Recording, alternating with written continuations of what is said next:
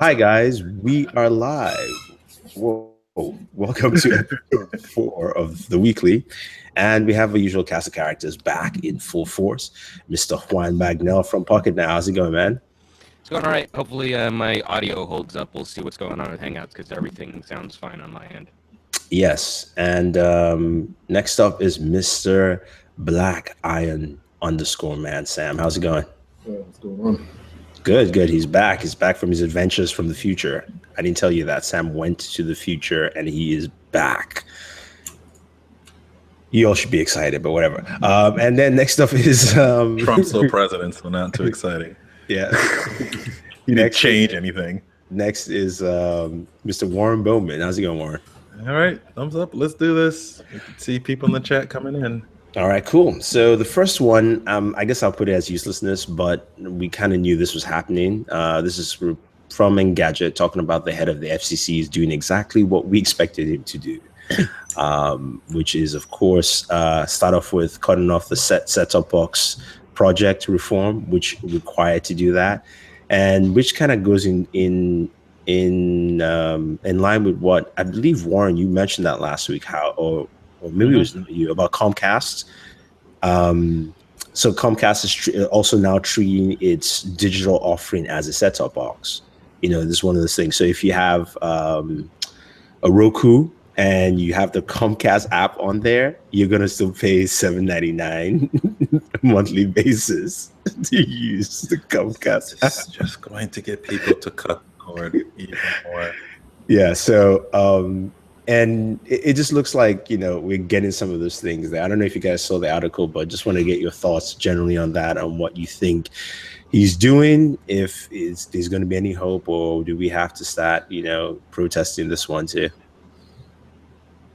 Well, I'm not entirely sure what kind of protests. I know, I'm just saying in general, just like, you know, what do we need to do? But you know, one thing that we can definitely take from this administration is they do seem to have a vested interest in supporting industries that are aged and that are already entrenched at the top. So, you know, for digital stuff, like why have any kind of innovation, or why have any kind of upstart start taking away from the cable market when you can just give all the power to the cable market? You know, for right now, this probably will encourage a bunch of cord cutters, but if they're successful in their attempts at defunding the FCC and taking out their teeth for actual regulation, then what's to stop Comcast from just hammering down on services that compete with their own?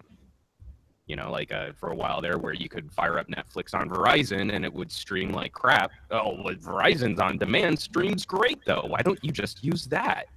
So that's what the kind of stuff that I think we're in line for across this entire administration, is also things like, why subsidize or put any subsidies towards, renewable energy, which is generating a whole ton of new jobs, when we can just keep giving money to the oil industry.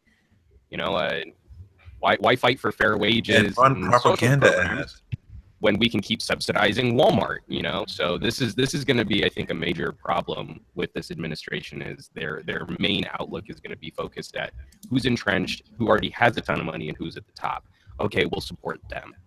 Yeah, just to let you guys know, if you're jumping in, Juan's audio is due to Hangouts messing up. That has nothing to do. He's jumped in and out a couple of times. I know you guys are mentioning that.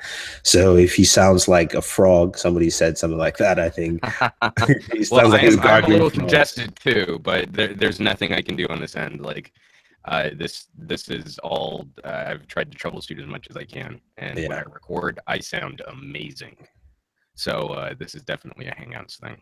Yeah. Any other thoughts, Sam? I think the articles, the big thing here is going to be the zero ratings programs. So basically, the programs that these guys, basically the T-Mobiles and the AT&Ts of the world, basically say these particular software offerings on your PC or your mobile device, don't need to follow your data caps, so don't fall under your data limits. So they can basically pick and choose whatever they want to deliver. They can basically choose to streamline whatever they want to streamline to your device. Now, this is a huge net neutrality issue because we already had that conversation about binge on and direct streaming on AT&T and even Verizon's Go 90. So that's going to be a big issue because right now, what he's essentially done, what the new head of the FCC has done, I think his name is Pai. Yeah. What he's basically done is end the not inquisition, but basically inquiries, into these kind of agreements. So. Okay. Warren. It's I mean, it's gonna sound awkward, but let them break it. It's almost, you gotta let this thing break before people understand, because consumers eventually speak with their dollars, and when they just stop watching content or just start more illegal downloading or just completely, cut cords, go all the way around, go to YouTube, because I would love to hear them try to say, hell, we'll throttle YouTube. Good luck fighting Google on that one. They have more money than you. It will be interesting to see how that all plays itself out. But I almost think, like, if they want to make these rules and they want to try and do all these things because they think that they know better, we know this is going to break, but it's almost got to break in front of them before they get it. And if that's what it's going to take I've been critical as hell, much like Juan has been, about these T-Mobile approved, streaming content. They're all really consumer friendly. They're consumer friendly in the front end, but in the end of the day, it's still a cherry picking who gets the right to be free on someone's network, which still isn't the best way to go. So it's got to break itself. It's sad to say that, but it does. Yeah, that argument though is a little mean spirited to people who already pay for cable, because what this is saying is you're saying, oh, it should break. Great, it should break, but then there are millions of people out there who pay for cable and who are now going to be charged more for their cable because they thought they've basically stepped away from that rental price, and now they're going to be charged rental prices again. It's not just to say let it break. It's there are consumers out there, there are actual people out there who make minimum wage, who think that this is their way of being entertained every single day, who basically work hard to pay for their escape. So, so that argument to me is like, nah, that's not the argument we should be having. The argument should simply be, hey, how do we write in and basically make sure that the other commissioners of the FCC actually stand up to something so stupid that Pai's doing? Yeah, but when it's the problem is even if we say that, it's benefiting the main players, and the problem in this realm is that we have very limited main players, whether it's wireless or whether it's home internet connectivity or cable. They are just a set number of players, and if these guys collude, nothing. So what's the option? Not try? No, I mean, we can try. No, the option is better education, so that when this thing does fall apart, we know what not to do in the future. Well, I think the option also is writing into your congressmen, writing into your senators, making sure that the people who actually oversee these government organizations actually hear from the people. We've seen that happen when certain rules have been proposed in the last few weeks, and people have called in and reversed it. So it's not saying let's wait and let's educate. It's write in, be active. The comment, let it break, doesn't mean, sit with your thumb up your ass. No, that's what it means, dude. That's exactly what it means. Let it break means do nothing and watch it collapse. No. What Warren was saying. Let the model flow the way they think it's going to do.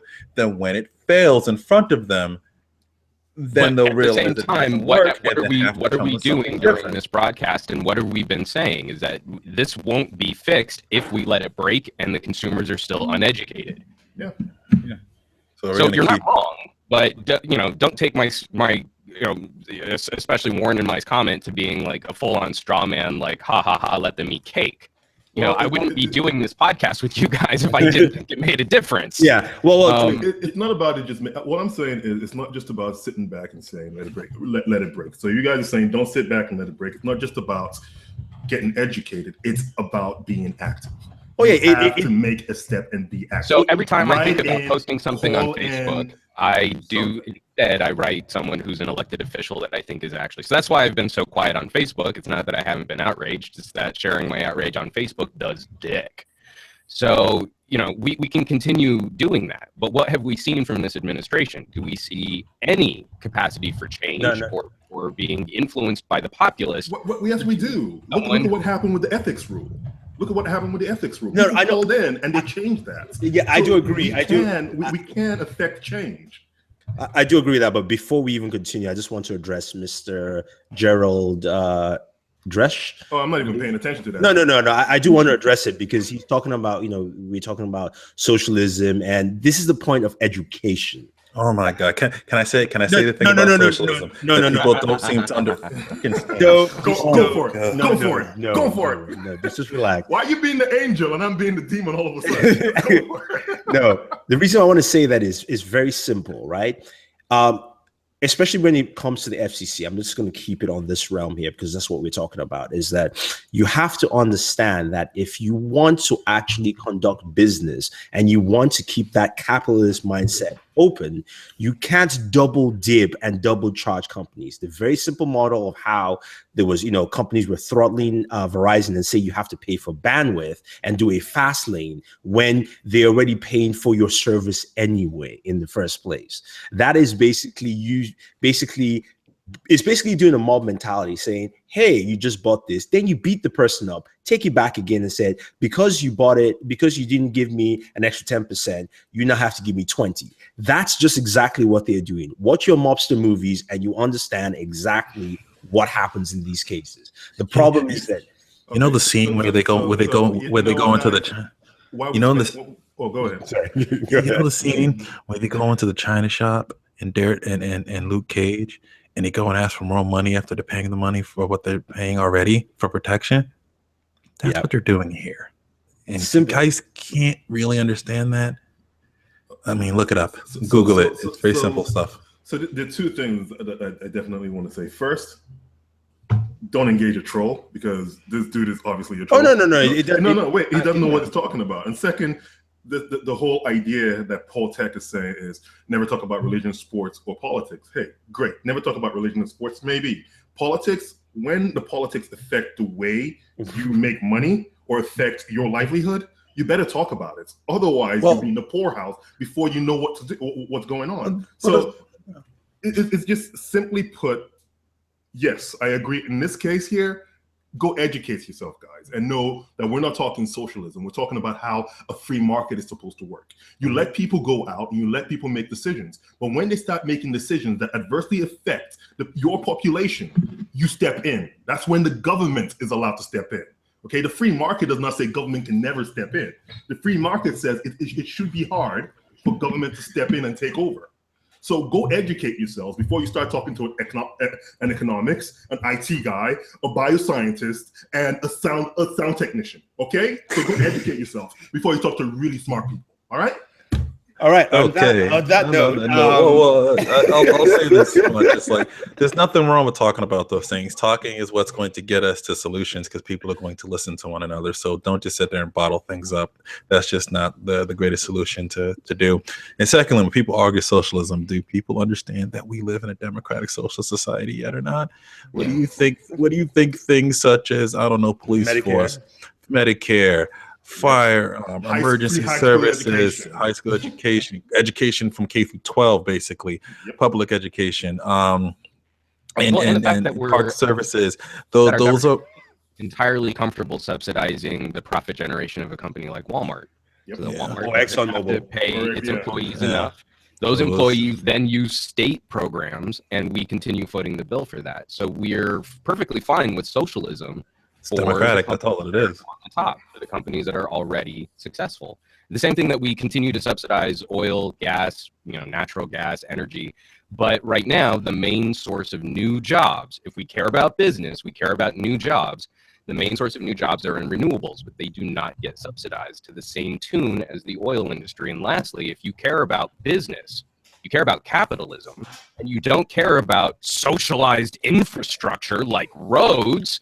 Well, FedEx just put out a report that they're going through tires at an alarming rate on their trucks. trucks because our roads are shit right now. Probably 60% of it from Boston alone. I was going to say LA. It's like here. Boston and LA right now, worst roads in the country, and we have like the biggest economies. And lastly, if you're really keyed up about socialism, help us stop this federal funding to conservative states as they pull money out of the blue states like California, because they are debtor states. If you really want to send a message about socialism, let's start there, because those governors in charge of those states that are debtor states are pulling money out of our infrastructure. Yep. There's a reason why California and New York are the two biggest economies in America and the world. Like, there was a thing talking about, I guess conservatives were voting out which states they would vote out to cease, and it was California and New York were 1 and 2. And I said, yeah, if we do that, we officially do not have an economy. Yeah, California is the largest. Those places would be flooded with people like us moving to it because they would own everything. All right, moving on. Let's move on. Story. Yeah, let's move on. So, but that was the spiritual conversation. Hopefully, again, be educated, go learn, go read. Reading is important. Even I read, even though I don't read that much, but you have to learn stuff. If you can't read, audiobook. Okay, consume information somehow. Oh my god, textbook through audiobook would be like the most miserable listen ever. I know. That's what we gotta do. On internet's www. I love my Audible. All right, moving on. So LG. So the news is that LG is going to be showcasing the G6 at MWC. We know that. But the news here, which is very, very interesting, is that the device will launch sometime in April 7th, which gives it a 2-week window. Why are you announcing it? From when, if I'm not mistaken, from when Samsung will drop their own device. I'm going to say this again, or one more time again. If you're not Samsung or Apple, don't announce your phone before either one of them. You don't matter. No. You can announce your phone before them, but announce it and release it months ahead of time. Oh, because people do it after, because no one cares about you until an S8 comes out. No one cares about you. That's just what it is. They're not gonna buy anything until they see what Samsung does first. I think there is a window between the start of the year, which is to me CES, and MWC, where you can actually release something and get news for it. Yeah, all the mid-range markets and all the unlocked phones, the Honors of the world, the Blues of the world, the Huawei's of the world can do that because they don't have carrier deals and they're trying to build their brand up. But the LGs who have failed several times, the HTCs who have failed several times, the Motorola's who have failed several times, need to announce after Samsung says something, because it just doesn't work for you. And they're giving up a whole quarter, though. If you think about it, they're giving up a whole quarter. Yeah, but the thing is this is the that whole K series can be. They got mid-range phones that could be sold during that. LG has a 2-week window right after the announcement at MWC that they could have done limited releases.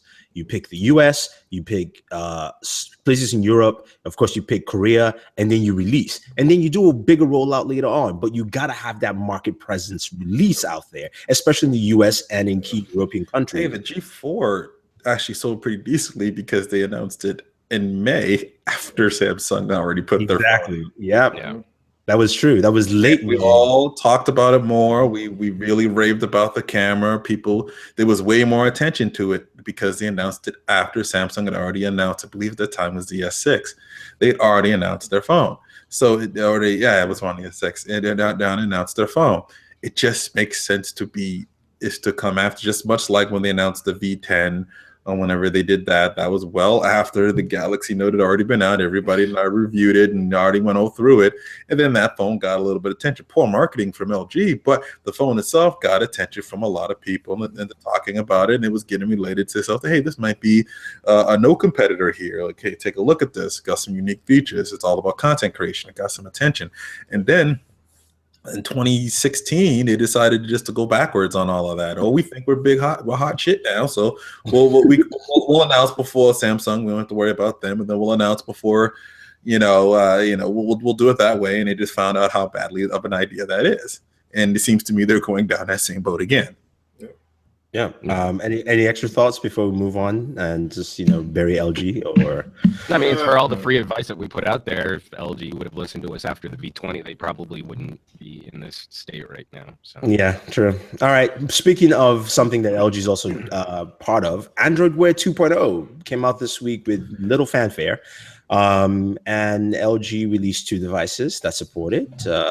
One is the LG Watch Style and Watch Sport. I am going to defer to, of course, my smartwatch people, even though I'm wearing one now. But what do you think of Android 2.0? See, I put out I think I sent a message out in our chat with Sam saying it's a little too late in my mind. But what do you think of Android Wear 2.0, especially as it stands with what LG is offering also with this? Because the fanfare was really light. Juan, what do you think? I mean, they're nice little software touches, nice little updates. It doesn't really fundamentally change my impression of what Android Wear is or what it has to offer. But there are some improvements that I think are kind of nice little UI touches. Really, it's why I'm still kind of sporting the Pebble right now. I would like to see companies really start trying to tackle some of the issues with smartwatches, things like battery life, outdoor viewable displays. Is the same stuff I've been harping on about since the Qualcomm talk. Yeah. And that was still one of my all-time favorite smartwatch experiences because of those issues. I want to see a company really start to address that, where when I get all Twitter-pated about something like the Skagen, it's because I don't have to charge it every night or every other night or something like that. And it's a nice looking watch. It's a piece of jewelry that men are allowed to wear. Oh, wow. He's so clear now. Yeah. Did you clear your throat, Juan? Well, I cleared my throat, but... got it. Damn, it's back. So keep going. I mean, there's literally nothing I can do here. I have no idea what the issue is on that side. But getting back to that, I mean, what LG's releasing, this is the biggest problem that I still think we face. Tag Heuer can make noise about wearable technology, Fossil, Skagen, other Casio, traditional watchmakers can make a lot more noise about this outside of the Apple Watch. If I show up at like a get-together and I'm wearing a nice-looking watch and someone asks me what is that, and I say it's an LG or it's a Huawei, that's not a watch brand. Yeah. We still have that perception issue. And for those of you who watch this because it's a tech podcast, we can all appreciate the cool tech, but when we move over into wearables, we still need to fundamentally address what is a lifestyle brand that complements someone's fashion. And unfortunately, the name Huawei just hasn't broken through. Yeah, but if you look at just from your comments just now, Huawei, not Huawei, but Tag Heuer and Casio, they're both coming out with devices that are going to have Android Wear 2.0 on board, and I think that's the most exciting news. Oh yeah, no, I mean, like that's specifically why I brought up Tag Heuer. Tag Heuer, Heuer, I think. Heuer. I always call it Heuer, but it's probably you're probably closer because they're German. Probably right? Anyway, they're Germans. I think it's Heuer every time. But one of the reasons why I keep pointing to them as something of a success is because they put out a climate where they put out in a climate where wearables really aren't that hot. And they said, we expect that we're going to sell X number of units. And they almost tripled that, So again, when we're talking about like $1,500 watches, the smartwatch can still make the play in that market. It's something that you just need to have the right branding, the right marketing. And a company like LG, just from our last talking point, a company like LG can't even figure out their marketing for some of the best phones on the market. What makes us think that their partnership with Google is really going to deliver something that's going to break out into the consumer mindshare, especially because Google doesn't seem particularly interested in throwing as much marketing muscle behind this as they did the Pixel. Yeah, I think the thing that LG and tech companies need to do in terms of making smartwatches, they need to look at a price. In a sense, I will pay more for this because it's a Skagen or it's a Tag than I will pay for an LG watch. If the LG watch stops at $150, $200, then you're looking at a thing where it becomes complementary to picking up that smartphone, right? In a sense. I'm just saying that I'm just thinking of ways to implement, because I think Juan is right. They've already lost this battle. There is no way. I don't think they've lost it. I don't think they've lost it. I think to me, what I'm interpreting from Juan's comments is simply that yes, it's exciting that Wear 2.0 is coming out, but it would be more exciting in the normal vernacular if it was a Tag or a Casio. And you're going to do this. Oh yeah, but look at the smartwatch market, right? Apple is number one. This is number two. Samsung with Tizen. Okay, Samsung left and made its own, and number two. And then number three is Android Wear, and they've only got the growth. Look at the growth between 2015 and 2016. That's a 70% growth. Because of Tag and all these other companies. I definitely agree with that. And look at what Tag did. Tag came out with a $1,500 watch, expecting to only sell 20,000, ends up selling 56,000. And they're projecting that this is going to be 150,000 coming out with another iteration of the device. I'm not disagreeing. I'm talking about companies like LG. What they need to do, LGs to Huawei's, they need to go in the adverse direction, I think, because there is no room in people's mindsets anymore, especially the way smartwatches are. I'd rather just buy a nice watch that I know is. So first of all, what I'd like to do is just split the discussion between LG as a company and then LG delivering one product like a smartwatch. LG's biggest problem is marketing across the board. Yeah. LG needs to deliver their reason why they should be your lifestyle brand. Because life's good, man. No, but they have the tools to do it. They've got appliances, they've got TVs, they've got phones, they've got tablets, they've got wearables. They can be your lifestyle brand. But if you ask general consumers what brand, attachments that they're most likely to gravitate to, it's going to be Apple and Samsung. Yeah. Why? Because they put the boots on the ground, they put the ads on the TV, they did the sponsorships for shows, they did the radio adverts. You can't escape that marketing. So if Huawei, I'm not saying that Huawei and LG have lost. I'm just saying it's unlikely that in the near term, they're going to get their acts together to come up with that comprehensive strategy to get in consumers' minds so that when you put on an LG, it means something fashionable as well as delivering something functional.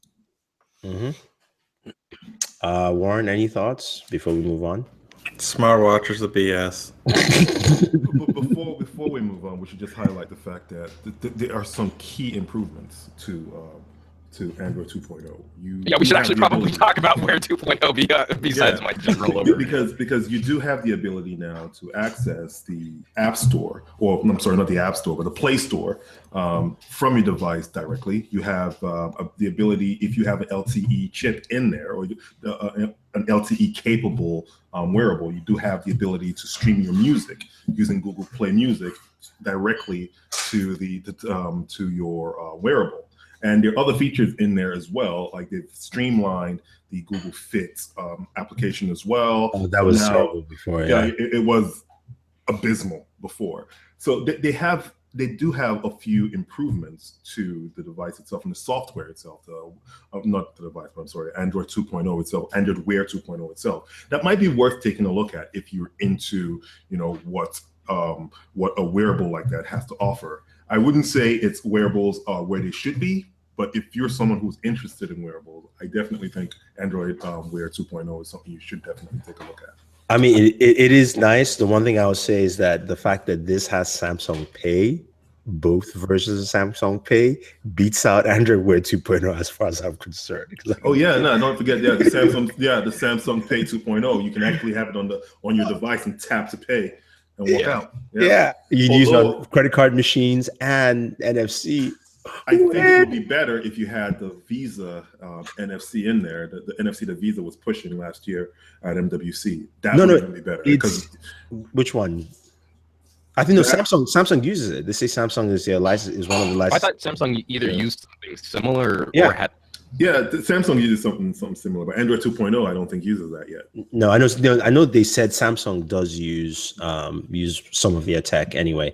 Moving on to news out of at least rumors about the iPhone 10th anniversary iPhone 8 could cost $1,000 because we're gonna have an edgeless OLED display, not AMOLED, but OLED display. Is this also going to come in Sapphire as well? Like they were promising a few years ago? No, that was one of the rumors actually. I just don't think that it's likely to happen. Not going to happen. Another update from Mac Rumors indicate that finally Apple will join us in the 21st century and have wireless charging, which already is old because now Everybody has super fast charger. We know how slow the iPhone charges. I'm just putting that out there. But Apple Charge is going to be the best thing to come out since sliced bread. What are you including talking a about? new 3D touch made with a wireless stand, additional heat for wireless charging. So let's start off with that OLED display. Why do they keep saying OLED and not AMOLED? When you look up OLED is AMOLED with just a different technology. Like, I hate that. I've had to correct so many of my friends say Apple's gonna have OLED display. No, it's AMOLED. It's whatever version of it that they're saying that it is. They're BSing the market. Because we know they're getting it from one place. There's only two places. Samsung. There's only one place to get it from. LG uses IPS. Well, yeah, Well, but I think as an OLED, they have OLED. They can make displays. They've done it. I mean, no, but for their phones, I'm saying that they usually just use IPS. Usually, right? Yeah, but I mean, but they've demonstrated they can make a respectable phone OLED. Yeah. For whatever reason, they've walked away from that. I think it's a cost savings measure on that. Because they don't sell as much. Yeah, Samsung can, because Samsung alone can drop and be like, yeah, and then we'll sell the rest to like Xiaomi or something, and they can use it if they want to. So yeah, $1,000. So is anyone willing to pay $1,000? That's probably $1,000 starting. Oh yeah, somebody will do it. So here's my thing: is anyone who's watching this podcast will probably go, no. I think this is actually going to prove to be a very smart move for Apple. I think one of the biggest problems with the iPhone over the last couple generations has been a lack of that feeling that you're buying into something exclusive and premium and luxury. And when anyone can just go and pick up an iPhone, it makes the iPhone feel a little bit less special. So they'll have their commodity iPhones that everyone. Oh, you're not a special snowflake. And then now they've got something that gets the brand advocates excited. It gets them kind of talking about Apple as a brand again, and something that will be visually distinct from their other iPhone offerings. If you pick up an iPhone 7 and you don't get one of the black versions, then your iPhone looks like an iPhone 6. Oh! When we finish, we need to add to some of the rumors about chipping paint for the iPhone. So when you hear these rumors, Apple's going to put out a $1,000 iPhone, that's audacious. That's exciting. That's when I go to my Nissan dealership to get my Sentra tune-up and I lust over a GTR. That's what Apple's trying to create mentally with their phone lineup, and I think it could do really well for them. I think this is going to be a smart business move for the tail end of the smartphone market, because flagship phones are plateauing. This is, I think, going to be one of the last hurrahs for Apple. No, I do agree, but wouldn't that just be counterintuitive when Samsung already will have exactly what they're putting out with the S8? Well, but just, I mean, first of all, though, iPhone users don't know that. I know. I mean, I understand. You're not really convincing. This is what I'm saying: is this is a phone for the Apple devotees, and let's not act like $1,000 is so outlandish. I mean, if you stepped up a Galaxy Note 7, oh yeah, it was $1,000 phone. Yeah, but at least the note told you it was for a certain clientele. It was for Sam. Well, see, isn't that what Apple's saying? Only instead of it being a productivity discussion, it's a Louis Vuitton purse, discussion. If you're walking around with a $4,000 handbag, $1,000 phone is the right accessory for your $4,000 handbag. Well, I also think the $1,000 phone is really the 10-year anniversary of this device. So to me, they'll do it every year. To me, it's not really for Apple devotees. It's for anyone who is really a tech collector, because I can guarantee you a lot of people will buy this device simply because it's 10 years of the phone that basically revolutionized. I mean, yeah. But they're going to do it. But the second it's bought, they're going to do it again and again and again every single year, because what I think this will open up is those exclusively designed phones that we don't usually get in the US, similar to like how you get the Porsche branded phone, such as a Mate 9 Pro or a particular branded phone, like BlackBerry used to have those branded phones, stuff like that were just a little bit more exclusive, a little bit extra that came with it. I think we'll start to see more of that exist with Apple bringing $1,000 phone in. This won't stop Samsung from going, all right, well I guess what phone is that? No, what they'll do is they'll make an S8, and you have the S8 and the S8 Plus. what's wrong with them sort of making an S8 Premium, or and that version is sponsored by, I don't know, Ralph Lauren or something. No, but just Samsung putting a does brand that in a behind sense. it. Remember, they've had the Batman version, they Yeah. have the Iron Man ones every year. But those are mostly movie tie-in phones that get passed out at parties. We don't see that shit. We don't see them in the US. Those get passed out. No, they do have the gold. They did a gold version of the SA. I know my brother-in-law bought one. When I say brother-in-law, it's my cousin's husband. I don't have siblings, but yeah, he bought one. He bought one for my uncle. Like, it was, I don't know how that works. Gold. I was like, wow, that's actually I think BlackBerry in the UK. did a Porsche design phone. Yeah, I mean, I guess you could do that stuff, but I think what's going to happen is that initially Samsung is just going to say, okay, you can either go out and pay that, or you can get the S8, which has that and more, and doesn't have to break your wallet. I mean, so anyone who's rationally making decisions based on finances, that's going to totally work. No, I know. But Apple's making an emotional play, and that's why I think this is going to be successful. Is it's not someone who's sitting there thinking, well, I mean, the A11 quad-core processor outperforms this in certain benchmarks, but the Samsung has the Retina scanner, so my data is going to be more protected. No one who's considering shopping a $1,000 iPhone is breaking it down like that. They're fans of Apple, or they want what's perceived to be the best. And on both cases, that higher price is what's going to appeal to them. It's the same move Google made going from Nexus to Pixel. Yeah. The Pixel isn't a fundamentally better phone than what a Nexus was in the 6P, but they went out with the right marketing, they spruced up the look a little bit, and they charged more for what would have been the same update we would have gotten with the Nexus. Yep. And what did that do? Consumers associated it with premium. It's a proper competitor to the iPhone now. No one can tell me why it is where the Nexus 6P wasn't the year before, but now all of a sudden it's a bigger success. Well, that's exactly what Apple's going to tap into with their fan base. If you show them the gold 6P, they know it's in there. I'm with you. I still like to show off the little 4-inch screen Huawei Nova as like the baby Nexus, the one that got killed. It was gonna be like a follow up, but then Google moved over to HTC, and I still think that design language is some of the sexiest design language you can show off. People say like, "Oh, what the hell kind of phone is that?" And you're like, you can't buy it here, and it doesn't really fully work on LTE bands, but it's a cute phone.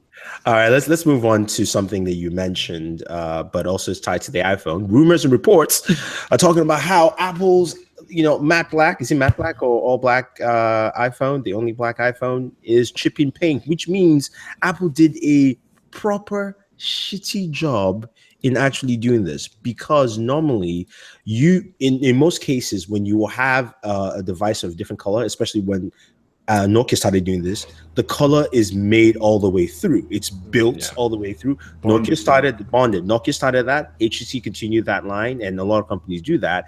And that's what we have here: spray paint. Not quite spray paint, but yeah, it's a paint job. I'm gonna be with Sam. Not quite spray paint, but for a premium luxury gadget, not to the standards that it should be at. It's spray paint. It is. I mean, what else are we going to say about that? Any thoughts? I mean, or are we just disappointed? It's just shoddy. Nothing. So best thing is get the original cover, the silver iPhone, right? I guess it's the color that you need to get. Well, we think. Oh, maybe that one. Maybe that chips away, and you really see a glossy black underneath. It's yellow. So I have the matte black iPhone 7, and mine is scratched up to hell, but it hasn't started flaking like that. So I'll be on the lookout for mine. Okay. I do wonder where these pictures of the flaking paint is coming from, because it just might be this person is at some kind of extreme temperature, extreme heat, or extreme cold, or fluctuated the temperature of some between those extremes, and that's why it's happening. So maybe a lot of people wouldn't experience it, but the fact that it's happening is still. Yeah. What's the case study on it? I mean, there's no case studies. Just people initially, and some. How many people have been? The fact that this is happening should be basically a slap in the face to Apple. Apple should never bring out a product like this ever. Yeah, okay, but I'm just saying we don't know why it's happening. Do we think that the move to something like ceramics is going to be a smart play for mobile technology? I'd still love to see a company go back to something like Kevlar or carbon fiber. I mean, yeah, I The remember. ceramics are pretty cool. Okay, I know the Nokia line was not ceramics, but I forgot what material they used. I mean, it was basically plastic. Polycarbonate. Really high quality yeah. polycarbonate. But it was really high quality, and granted, the design language they use it too long, but I like the build of this thing. Sometimes they were heavy, some were lighter. I remember the initial ones were heavy, but the color was. I mean, like again, they talked about it, like you can scratch it and it's just red all the way through. And so which means that if you had scratches in your device, it didn't necessarily show up as much unless they were deep cuts or things like that. Anyway, moving on to our next topic. So Samsung has decided on the battery size for the S8. We're looking at 3,000 for the S8. This is according to Juan at Pocket Now. I don't know who wrote this story. It's Jules. No, it's not Jules. Not everything is Jules. It's Adrian. Adrian. Oh, Adrian. So if Adrian did the story, then I'm sure he also criticized Samsung somewhere in the story too, because he can't help himself but editorialize on every news post. Well, so far it's 3,000 for the S8 and S8 Plus. Cautious enthusiasm. Yeah, it was 3,500. But this is fine. I don't think that's anything big or crazy. I want to go back to that fingerprint sensor location just a little bit because I'm just not. We start out with battery. We end. Well, hold on. How did we get here? First of all, I actually do want to give. I mean, we talked about this on the Pocket Now podcast. I want to give Samsung some props here, because it's not the exciting play. This is George W. Bush saying, or H.W. Bush saying, "Read my lips, no new taxes," but then raising taxes when he needed to for the benefit of the country. This is, I think, the right response from Samsung, looking at the overall larger designs of these phones and going with battery capacities that are still reasonable. They're just not as exciting. I mean, like, I love the 4,000 milliamp hour battery in my Mate 9, but they have a perception issue. And if anything happens with the S8, the echo chamber on that is going to be incredible. Oh, exactly. So, I mean, this week we had that fire in the battery, and people said it was Samsung battery fire. It was Samsung supplier. It was the supplier facility, not the Samsung facility. So that's how bad it is. People were posting Samsung can catch a We're gonna get fire. So much talk. That's a damn press event. But the thing is, the freaking battery. They're going to spend a half hour on that. Oh yeah, they are. No, in VR this time. The battery is going to be is going to have a sprinkler system, water like a water casing. It's going to be floating in a liquid gel. Isn't there wasn't there a rumor of water cooling for one of their phones or something, or was it a different device? I can't remember. That was a different device. That was the Lumia 950. 950, yeah. So they might bring in some of that cooling. Who knows? But I think you're right. It's a nice safe choice. It's Juan. Only 100 milliamp hour difference, people. Yeah, only 100 milliamp hours. It's the same capacity that we saw on the Note with similar hardware. I think it's going to be a fine performance. It's fine. It won't be exciting. But you are definitely. I'm reading the article again closer, and Adrian, man, he's like, and the 5.5-inch S7 Edge somehow managed to stay safe and non-explosive with his 3,600 milliamp battery. He can't help himself. He's always got to throw some shade. Every single time you see an Adrian story, you can always count in the comments. This guy's a shield. This guy's biased. This guy, he's an editorialist. He's not a very good news writer. if you go to Tom's guide and you see what the testing they did for the S7, it came out to the regular S7 being about 7 hours with the 3,000 milliamp screen time. On screen time. Basically, with 4G LTE internet just blaring. Lasted for about 8 hours and 43 minutes, and the S7 Edge lasted with a bigger battery, 3,500 milliamp hours, lasted for 10 hours. So you can almost say that with only 100 milliamp hour difference, if Samsung optimizes their software well enough and optimizes the SoC itself that they're getting from Qualcomm, if that's optimized well enough, they probably could pull the same 10 hours from a 3,500 milliamp hour device. I mean, they can. Look, let's talk about Apple optimizing the iPhone battery first before we talk about optimizing. Or get a bigger battery that's bigger than 1,850 milliamp hours. What I'll be curious with Samsung is we're seeing the same size. So again, this is why I think it's the right play, but it's not going to be exciting, and we're going to see a lot of people criticizing it. With the screen sizes increasing and one of the rumors pointing to a proper RGB stripe, so the sub-pixel count is going to be increasing as well. That means every sub-pixel is going to be generating more light. Yeah. We should expect that no matter what kind of software optimization you go through, that the best case model for Samsung is to maintain the same battery life, and that's not likely. Even with the new SoC, we've got, I mean, the biggest battery hog on your phone is the display. Yeah. Having a super, super bright display, and especially as these display sizes increase in size. So again, what if people start throwing a whole bunch of snarky little comments or reviews start panning it because, the battery life's not as good as last year's phone? Like, yeah, but you're getting more stuff. So why don't we be grown-ups and say, as a learned individual who can make a purchasing decision and not have someone hold my hand with worth it or not worth it, thumbs up. That if I want more stuff, well, that's a subliminal. That comes with a compromise. That was a shot. Right, just some more stuff from the Evan Blast says this is the logo for the S8 Plus, and S8 pretty much you take the plus out. So it's still better than the Street Fighters thing that they had before. Maybe the S8 would just be fractionally smaller than the S8 Plus. The logo would be fractionally small, almost imperceptibly smaller. Yeah, so that's pretty much it there on that, just to showcase some stuff. All right, moving on to our next topic. Windows is talking about some redesigns. Oh yeah. I mean, yeah. So right now on this PC, I'm on the evaluation build, the Insider program, and you know what? Seriously, there's never that. The updates. Stop. These people they are rough. Like I woke up this morning, I turned on the PC and literally they're like, your computer is updating. I'm like, when? I just turned this thing on. It rebooted on you last night and didn't save any of your work. So you know, you're not supposed to use it on your production machine. So anyone who's thinking of being you're not supposed to. Not use it on your production PC, please. Because the kind of issues that you have, like, and what it does is, if you don't update it, it ruins your life. Everything stops working. It's then you go to the corner and go to power. You go update pending. You're like, no wonder.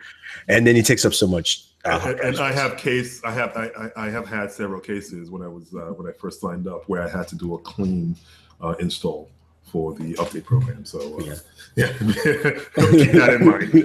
but yeah, so they are announcing some changes. Now, the question I want to ask to you guys is, do you want to see changes? Are there improvements you would like to see just on the visual aspect? You're talking about design changes per se. So is there anything you would like to see that? All I see in this photo is them showing that they can change the toolbar different colors, and they decided to make Microsoft Groove, an app that nobody uses, look a little bit differently. Well, but the big thing for this, the new Neon design language, Project Neon, as they're calling it, is the whole idea that you're going to be able to get any one of the app providers or the software designers. It's going to be easier for them to follow the look and feel, the aesthetics of Windows 10, which I think is a big deal. How about they follow the aesthetics through the rest of the damn operating system? Yeah, control panel, the rest of it. We all know we can go. So that's what this push is for. This push is moving all the aesthetics to one unified language, one unified. That'd be useless. What I'm excited to see, and most likely we will see it at Computex, is Qualcomm's push for Windows devices, because they did show that early in the year, or no, late last year, with their chipset powering Windows 10. Yeah, ARM. So I just want to see what they do and what that does for the low cost computers. Like we know Lenovo has that $200 laptop, this really good, very basic computer. Mm-hmm. But then how low can you drop it when you're now running how low can you go? With an 835 chipset or 821 or something like that in there, to give you better performance. So I like to see how that goes down the line. The one thing I know is that on the Insider program, I have game mode and I've tried it. I haven't noticed any difference. So I'm not exactly sure what that whole game mode thing was supposed to do. No, your computer is not running it right. What kind of graphics cards do you have in there? Probably outdated graphics cards. It's a Titan X. Go away. No. It's not then it's your processor. Your processor is probably outdated. What kind of processor are you running? Isn't like the Titan X like months old? Yeah, it's months old. Anyway, all right, let's move on.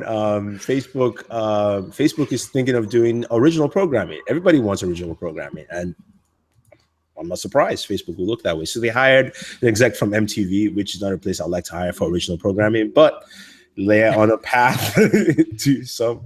I mean, maybe they'll bring the Chronicles of Shannara, whatever that show is. Reality TV. Yeah. It's gonna be reality TV driven because that's what MTV does. Yeah, I know, but I'm just saying it would be nice if they at least got. Facebook has money to do some really good original show. Imagine if Facebook really sat down and did two types of original shows. Some just solid content, kind of like how Netflix has been doing, and then something that has to do with likes and shares. Actually, that's the name of their show right there, likes and shares. But isn't it the natural evolution of what's it called? These reality TV shows that were out there. What's it called again? The MTV ones. MTV Real World. Real World. It's the natural evolution of Real World. They should do that. They should do a version of that. That would be amazing. Facebook is the TV show. No, but you're definitely right. MTV's Real World would work very well on the Facebook platform because you can always jump in and check. They can have solid episodic content and then likes and shares. You know, somebody did something. you know when they go to the little camera booth and they talk about something, they're like, tell me if I'm wrong or right. And people are like, no, down like, or you don't down like, but mean face or whatever the case. They eliminate people based on the number of followers they have or lack of followers. Oh, that sounds like some futuristic movie. I just can't remember what movie that is. It's part of Black Mirror, man. Black Mirror. Black Mirror. That episode. Yeah. Oh, that was a good episode. If you guys have not seen Black Mirror, please do yourself a favor. And if you have Netflix, please see Black Mirror. At least season 2. It's amazing. No, that doesn't matter. You can watch any episode of season out of order in Black Mirror because none of the episodes. It doesn't have any continuity. Have continuity. Yeah. It's kind of like a Twilight Zone. Mm-hmm. Stop spoiling. No, I'm not telling you anything. I'm just telling you how the show is. And next up, Oculus showcased, I call them the Spider-Man gloves just because the image in there, it shows Zuckerberg doing this. Why am I the only one who thinks this is basically the most overrated image ever? It's just so overrated. Okay. No, the reason why I'm excited. Yeah, the only one I'm excited is because I tested out a pair of gloves at E3 from a startup that was working with Razer, and they were all VR sensitive gloves. And what was really cool is they had a couple of scenes where you're playing with different objects, which is easy. The coolest one was there was a water fountain, and when you put your hand, my hand just kept on going down because it felt water pressure on my hand. And that was actually interesting that you could actually feel outside influence on you, whether it was the vibration or it gave you the simulation that your hand was moving down because of something acting on it. So maybe I'm looking at this and saying, okay, Oculus and Facebook is working on something similar and playing that into their VR world because, of course, Warren's going to see the Oasis is coming. He's just waiting for that bodysuit. Because he has gloves, and there are gloves that work this way. I mean, Zuckerberg is he's read this book. He's clearly going in directions of what that book is telling. But look at the amount of sensors on that thing. You can just tell the glove is it's just a regular white glove or a regular workman's glove with a bunch of sensors at certain points on it. Well, but when you're building and testing now, you use the maximum amount of sensors, and then you now have to find a way to put that down into the 2 or 3 sensor setup that they have. But that's nothing new. This is what motion capture has been doing for years and years. Yeah, but motion capture doesn't give you the sense of feel. Motion capture is literally just capturing your motion, and you're playing with the imaginary. You don't see what you're doing. We don't know if these gloves will give you the sense of feel yet. All we're seeing there is a picture that has a bunch of sensor on a Michael Jackson glove. That's all. That's all it is. I don't see no diamonds on there, man. Poo, Sam. Poo. I know. Sam is like, I'm not big on VR. I mean, I just can't get excited about VR. Well, this is one of the steps that I think makes VR more interesting. But again, it's when we can get into consumer-facing solutions for tactile responses. That'll be a huge step. And so when I see stuff like this, it's kind of like, there's this new material that'll make your battery life like 10 times longer. And you're like, great. When you get it out of a lab and you put it in my phone, then I'll be really excited. But it's interesting to know that technology could be on the horizon. And I kind of look at this the same way. It's interesting to know that this technology is on the horizon. But until I can get into my Ready Player One bodysuit And I'm kind of with Sam. Like I still feel like the VR experience is a little bit lacking. As a quick tangent, someone sent this to me on Twitter. I don't know if I can. User at PanzerZ linked me the PC World video where they have this hour-long interview with a creative engineer. You remember Sound Blaster, sound cards, and stuff like that. And it's a fascinating discussion because I think one of the things that would help VR is actually getting back into spatially aware reflective surface audio again. Getting back into all of those old like sound card, hardware-driven audio solutions could be the next step in improving the VR experience now until we can get into cool like tactile tech later.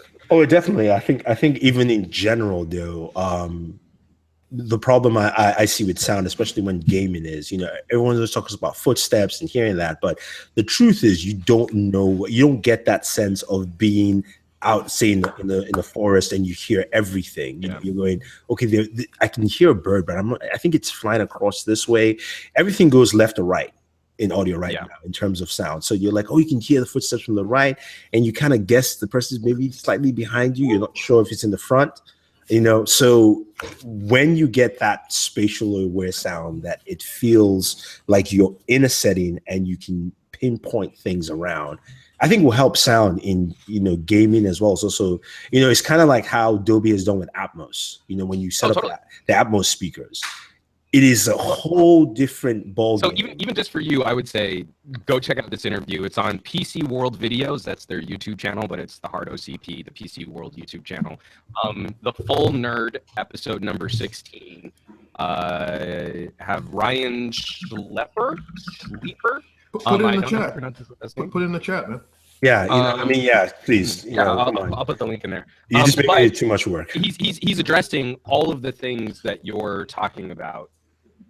Because we had that prior to Windows Vista. He describes what happened with Microsoft, their relationship with Microsoft in terms of audio after Windows Vista came out, and how that all changed. And that's kind of when we saw the fall off. That's when we saw the rise of consoles.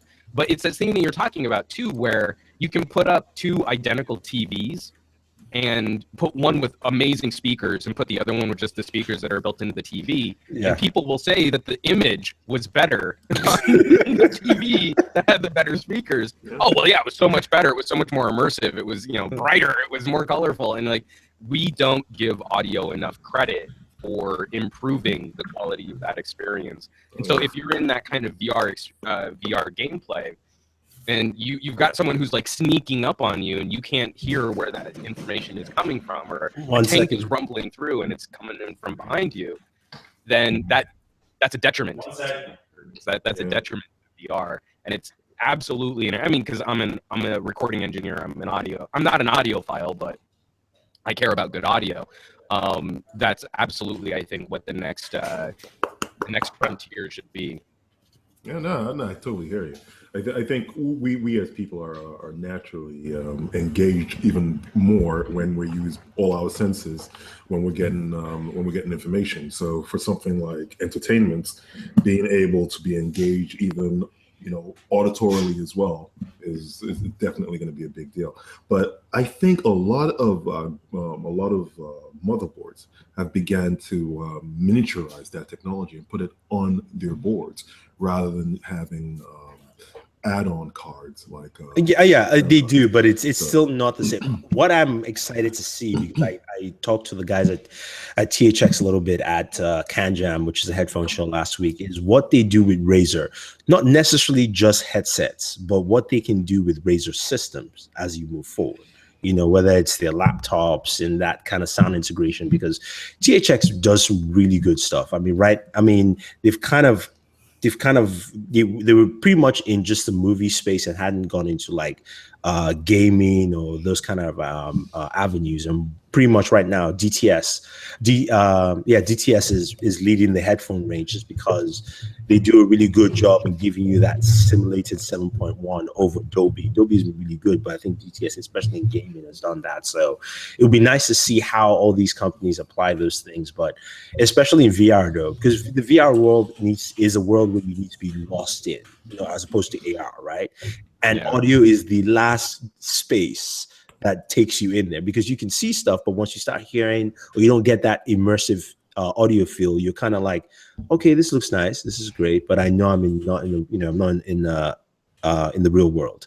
And once you can get that fixed, that would guys, seriously, go check out this. I mean, it's an hour-long conversation, and it is wall-to-wall talking. These guys geek out on the state of APIs, on the state of hardware-driven audio. It's a pretty comprehensive discussion, but it's even down to little things. Like, they bring up a point where audio shouldn't be the last point, because if there's a disconnect between what your ears hear and what your eyes see, even in terms of milliseconds, that could be a contributor to why so many people get motion sick while using VRs, because the ear and the brain are responsible for balancing your body.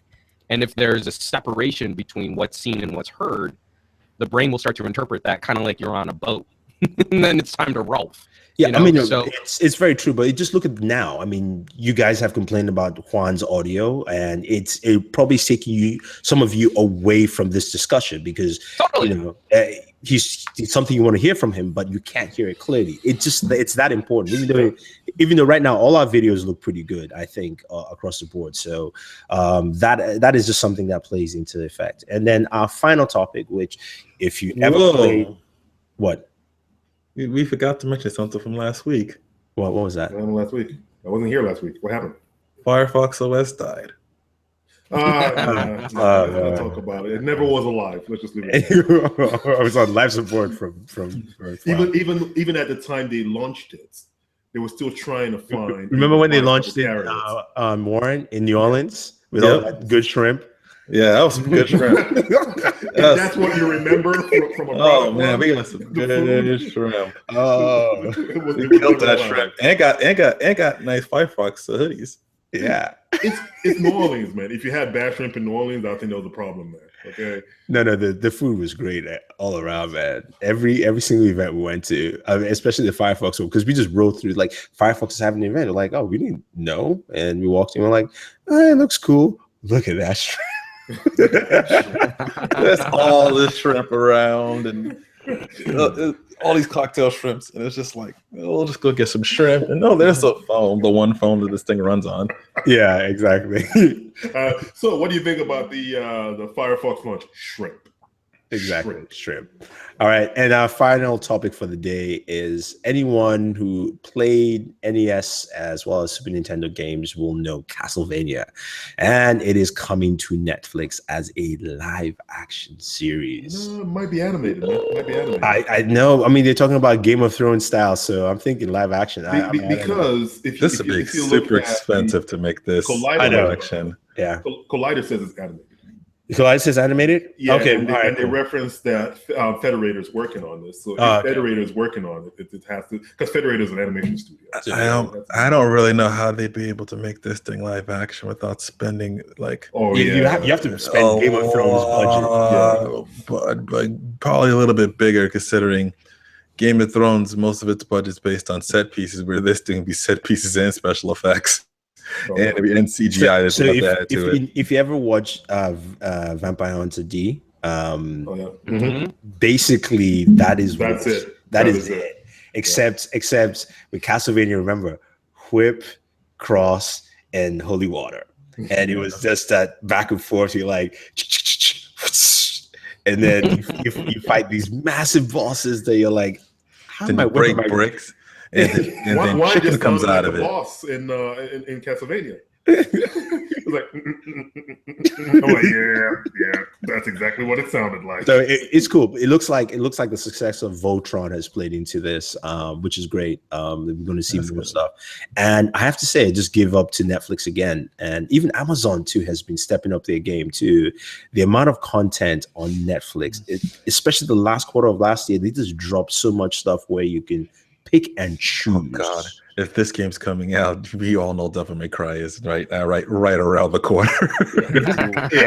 Devil May Cry right around the corner. I'm actually hoping they do. Not DMC, just regular Devil May Cry. Hopefully, Metal Gear Solid is the one that really they should do, man.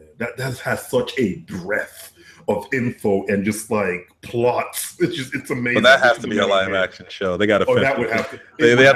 They have to finish the Get Down first before they can even get to that. So they have the money to do that type of show. And they have to do. It has to be Van Damme in some way. Van Damme has to be in there somewhere. How? Or Steven Seagal. No. Van Damme could be an older Solid Snake, man. I'm just saying.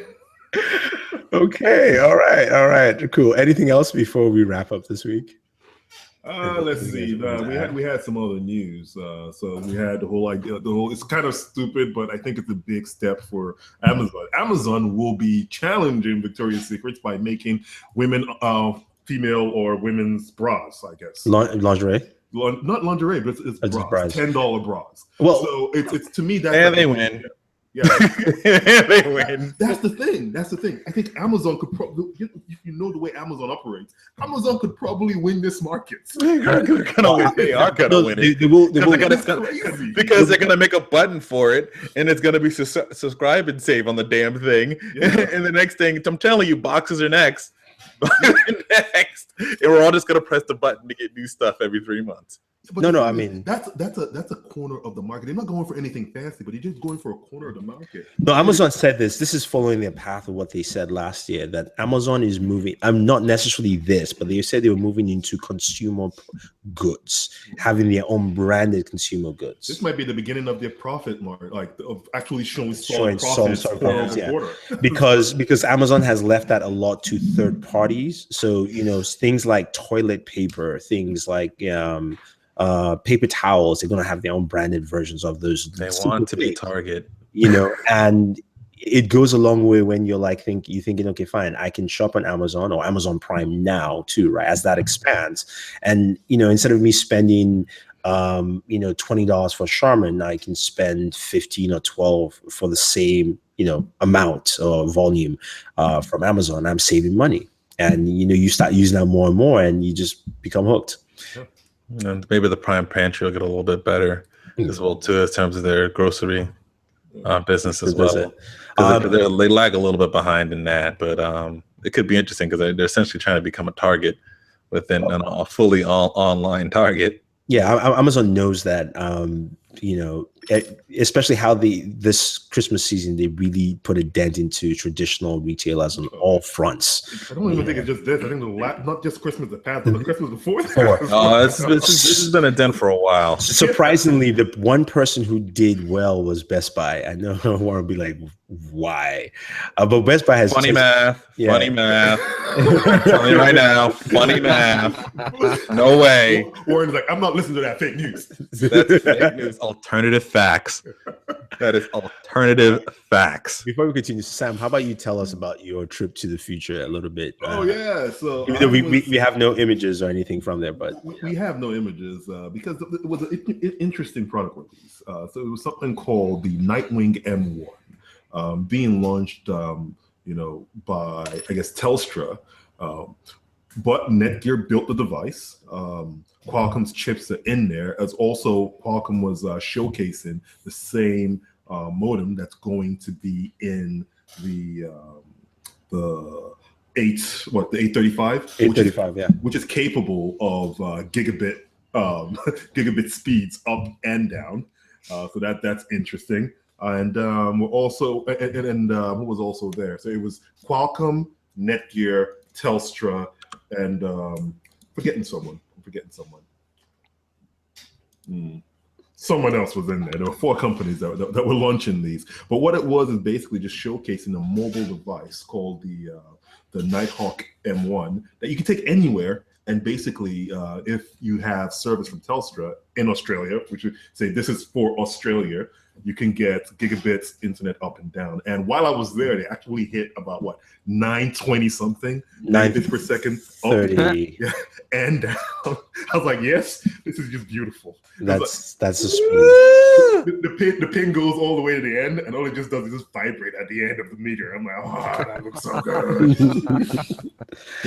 So that was really cool. And talking to the guys in Australia, it's you get to realize that it's not just Telstra that's going to be releasing this. Telstra is doing this first in Australia. They're launching this product in Australia. But there's already been talks, when you talk to a lot of the analysts there, there's already been talk with North American countries to release, North American providers to release something similar in the US. Now, it's actually even funnier when you start talking, when you go back to our Huawei visits last year, and you find out that Huawei was also saying something about 5G and 2020 being a target date. So it looks as though everything is kind of gearing up to be like 2020 when you finally see gigabit internet kind of propagate itself across Europe and the Americas. So that's something definitely to look forward to. Any reason why the upload speeds were kind of low and not? It's still higher than most speeds. Hey, low. Low by 80 or 70 megabits per second. Yes, I'm just saying, but it was the downloads were 930 and the upload was about 1 something. Because I know you sent a couple of images and they were still around the same. Any reason why? Is just something with the network that day? I think it was just something with the network that day because they weren't. So I'll put it this way, right? There was what you saw on screen with the picture I sent you, and multiple stations all running off of the same connectivity. So it wasn't just that computer. They weren't saying, "Oh, we just have one computer on here and it's running this stuff, just as fast as possible." No, it was like we're running a bunch of things on this device, and they're all connected. And while these things are running simultaneously, because what they're also trying to show is basically the way that the packaging works, or the communication works for that device. The faster you can get your information, the more, it's called a 4x4, right? So it's stacked by 4 and 4 lanes, meaning that the faster you get information through, 4x4, correct. So the faster you can get the information through, the more lanes you leave open. So instead of having a slow connection where you're using all lanes almost simultaneously, you basically free up lanes quicker to get more information to everyone else. So that's what they were trying to showcase as well, using all these devices connected on it. So yes, you will see drop-offs when you're connecting multiple devices on it, but it's not that much of a drop-off. You were still getting speeds of downloads in the 900s. Damn it, Sam! It's not in America, so like it's always crazy. I know. I was looking at this thing and I'm like, nah, it's not in America. It's not in America. I would literally go there. I'm going to upload all the things. We're going to upload all the things right now.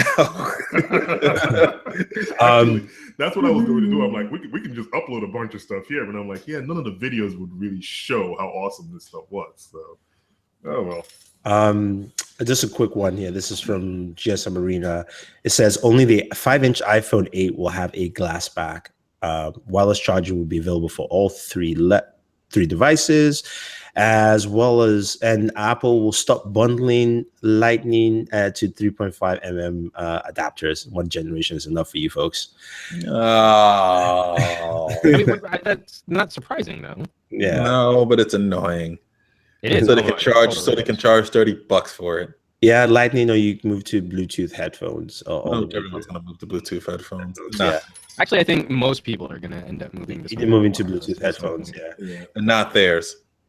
Oh no, definitely. I would not hope theirs. not. Definitely not theirs. No, I think there are a lot of other companies who are leading. I think you're going to see once the 835 launches, because also that's when Qualcomm is going to launch, and this is aptX Adaptex HD, which gives you some of that high-res audio, as well as also some features of Bluetooth 5.0 in terms of audio, not all of it in there. That I think a lot of companies will be jumping on that, because especially when I went to CanJam, I'm talking to, when you meet those guys who CanJam had a lot of high-end headphones, and talking about Bluetooth audio with them, it was like cardinal sin. I'd be in there being the asshole, not gonna lie. It was, and also felt like it, because when you listen to some of the stuff you don't want to. There's a company called Hi-Fi Man. I listened to like their $3,000 headphones and the amp, and literally it was. I'm sorry, that was a $300 headphone you said? I said $3,000 headphone. That was with 3 zeros with the decimal place being carried over. So $30. we tried out the Focal $4,000 headphones, and then they had $120,000 headphones also. Stop speaking these sacrilegious numbers for headphones. Stop speaking craziness here. But yeah, but and the funny thing is, the person that can afford that can plug it into $1,000 iPhone 8. Oh, good one. Why they're carrying your Coco Chanel bag? But yeah, it'll be interesting to see how that turns out. But anyway, guys, thank you very much for the show. We get to that part where we talk about what we have on our channels currently and what we can expect next week. So I'm going to start off with you, Mr. Audio. Before your audio, not audio this week. I've gone through every permutation of trying to fix what's going on in this, and there's nothing I can adjust. And it's just running pretty good there. Get a hammer. Always helps. Yeah. Did you turn it on and off? Use the onboard motherboard. Did you turn it on and off? Interface. So for Pocket Now last week, we put out our After the Buzz on the iPhone SE, which was my favorite Apple product of 2016. And so I've been going through the comments, having a lot of fun looking at people either agreeing with me or flipping their shit that I liked the iPhone SE. Coming up, I've got some political videos that are going to be going to the Gadget Guy channel, talking more about net neutrality. And then also, I want to start a question on, the longevity. When on Reddit, if you go to like a buy it for life kind of subreddit, can we start having those conversations about electronics not being so disposable? So be on the lookout for those videos next week. I'm also going to be trying to start a series of Pocket Now focusing more on science. So we did a sit-down interview with a neurologist talking about smartphone addiction. That was a really fun conversation to put together just on my own predilections towards abusing internet and data and services. And then we're reaching out now to speak with an ear, nose, and throat doctor about hearing loss, that millennials really are becoming a deaf generation. I'm not sure that's going to be out next week, but I'm hoping that we'll have that out either right before or right after MWC. Okay. But cool. It doesn't matter, Juan, because we're going to have bionic ears by the time we retire. Well, cochlear implants and hearing aids are usually not covered by insurance. So you can make every argument about how you're using those inexpensive earbuds that came with your phone, but you're going to pay for that later. Unless you could use nicer headphones now and pay a little bit more and preserve your hearing better, or you can buy really expensive hearing aids later. The cost is going to get built in there. Nothing in my ears is below $100. I'm sorry. I'm currently fancy. I'm currently streaming. Not that you would believe me because my audio is shite right now. But I'm currently streaming on $700 in-ear monitors, and that's another thing that we'll be talking about on Gadget Guy, because I invested money in these because I figured they would last me a long time. Yeah, they're a good fit for my ears. This came with my device. But again, it's not that I bought $700 in-ear monitors because their $700 sounds good. I mean, these are very practical, durable, long-lived products, not necessarily some kind of audiophile grade experience. So we'll have a more in-depth conversation on that next week. All right, cool. Warren, how about you? And I'm switching this all up. I'm gonna switch this all up here. I'm gonna have what's called my final thought. We should do this way. I don't. Go for it. So my final thought actually isn't anything that we talked about. My final thought is actually something pretty cool that I got to do. Like it was a shame at how geeked out I was about this. Is that I went to the ATM at Bank of America and I can actually use my phone instead of my card to get cash out of the ATM. Mm-hmm. They just started rolling this out now, and it works with Samsung Pay with the personal assistants, right?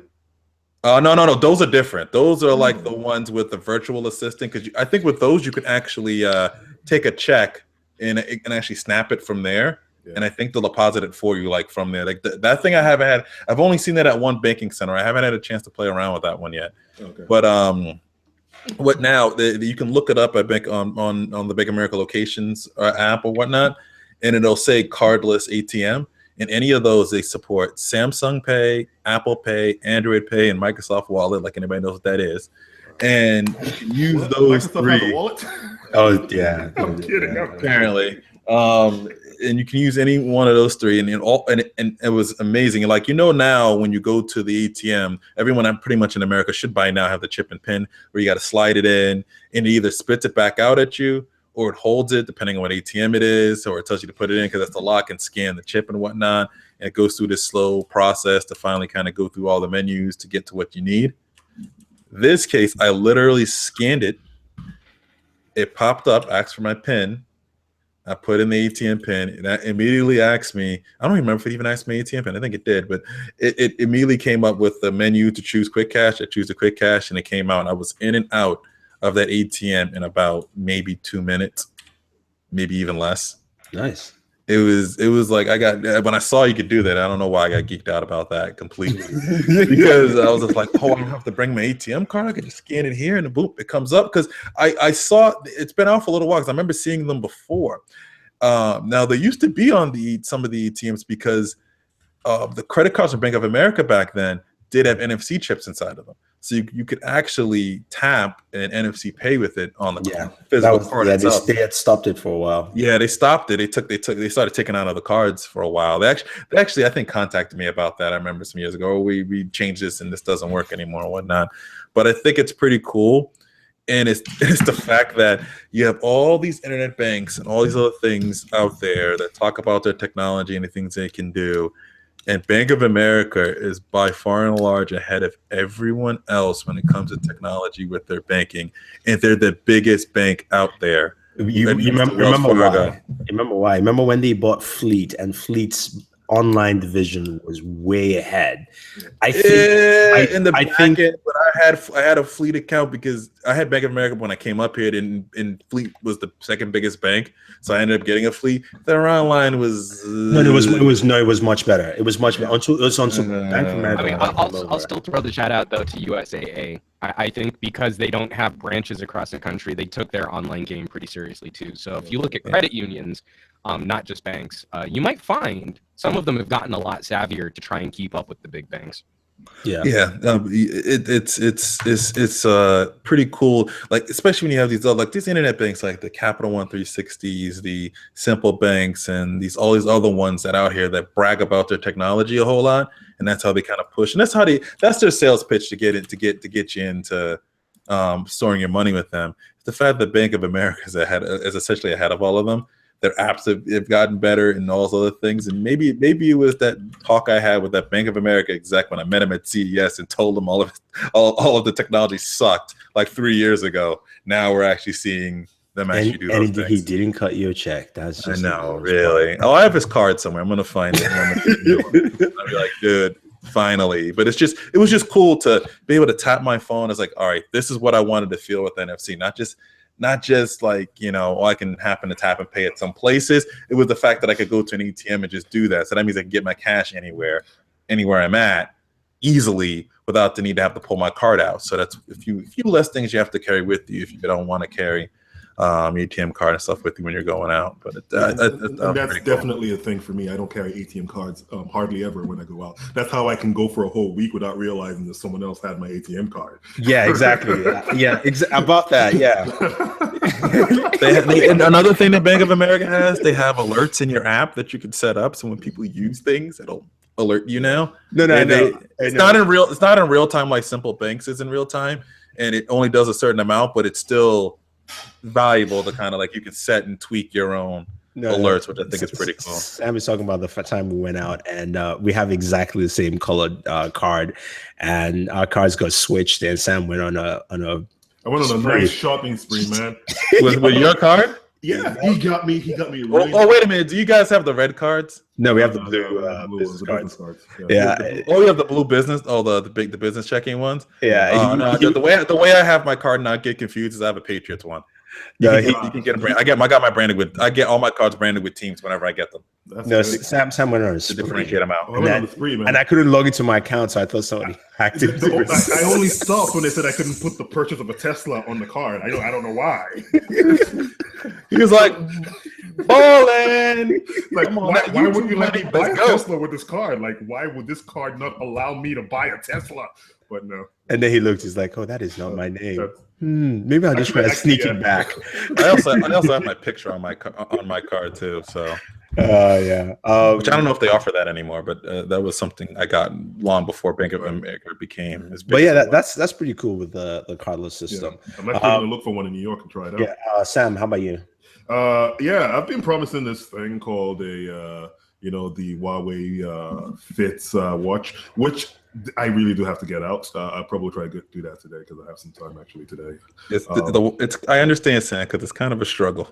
No, it's not even that. It's like you travel, you come back, and then it's like you have the jet lag, and then catching up with your 9 to 5 and everything. It's like, come on. Oh no, I understand. I understand. But then at the end of the day, though, we also got another package here, complicating things a little more. But I haven't even opened the package yet. But I do know it's the Braggy V headphones, which is a weird name for a device. Instead of calling it the Braggy headphones, it's the Braggy V headphones. So who actually have a look at that? I guess you guys already know I use the Braggy Dash. So this is just the scaled down version of the Dash. So I'll try to get that. I'll try to get that out of the box and out in the open or out in the regular world for a week, and then do a review afterwards. So expect it in about a week plus. Okay, you heard it. My end, put up my Cam Jam video from last week, as well as also Soul Extra, Soul Electronics headphones that used to be sponsored by, at least the main spokesperson was Ludacris way back when.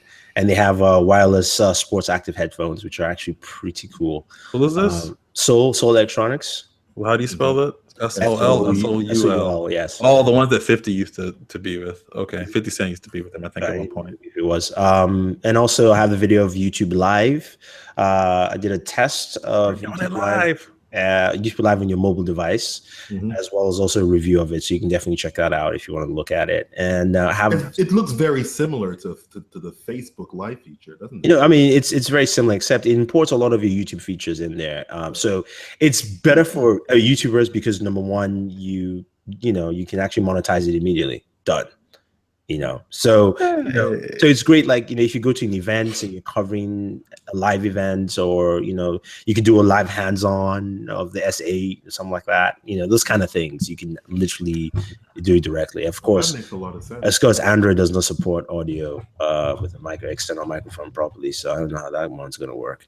It should work if you do the 3.5 millimeter headphone jack. I've done that before and it's worked. Okay. And then 2 Mac videos. Just a quick video showing you how to install Windows 10 on a MacBook Pro. If you don't know how to, it's pretty easy. And also gaming on the MacBook Pro, which was interesting. I'll put it that way. So definitely check it out. It can support it quite well. It's the Intel chipset. So no, it's the GPU is the the Radeon Pro 460, but the frame rates. I'll just leave that to my comparison with the Razer Blade. What I'm saying, the architecture should be it should be enough to game with. Unlike it had its own custom architecture. Oh, you can game with it. A lot of the comments I got were, this is almost 4,000, and I'm not enjoying those FPS numbers I show you. Yeah. That's where you get that discussion from it. And then in terms of next week, I will be having a few things. I've got a new monitor that I'm looking at right here. You can't see it, but I can. So, you can move your camera. Just kidding. Don't move your camera. No. So that's going to be coming up. This is actually going to be going on Board Fem's channel. It's the Soul Amps from Soul Republic. They're wireless earbuds, and they are very interesting. The one thing I can tell you is that it has bass, and I'll tell you, every single wireless earbuds do not have bass. If you're a bass fan and you want true wireless, that might be the pair of headphones to get because they pack a punch, surprisingly, in the little package there. So that's going to be up. And then, yes, the build video is done. I just need to throw it up, as well as also a Valentine's Day gift guide. So there you have it, guys. That's pretty much it. And on that note, since Juan is muted, we say thank you very much, guys, for joining us. It's been a fun show. And of course, we run a little longer this time. Don't forget to subscribe to all the channels. Definitely check out Mr. Juan Bagnell at Pocket Now.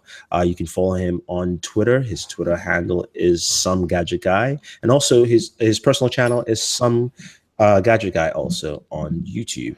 And then Mr. Warren Bowman from BW1.com. It is spelled out fully. You can find him on YouTube. Also, that is his Twitter handle. Check him out there. And then Sam, his Twitter handle is BlackIron_man on Twitter. He's part of the Booredatwork network. And you can find us at Booredatwork on YouTube, as well as also Booredatwork on Twitter. This is Thunder E saying thank you. Again, when you're subscribing to all the channels, make sure you hit the notification icon on the corner so you can get notifications for all our videos, because that's how you do it on YouTube. So this is Thunder E saying thank you, and always enjoy your entertainment.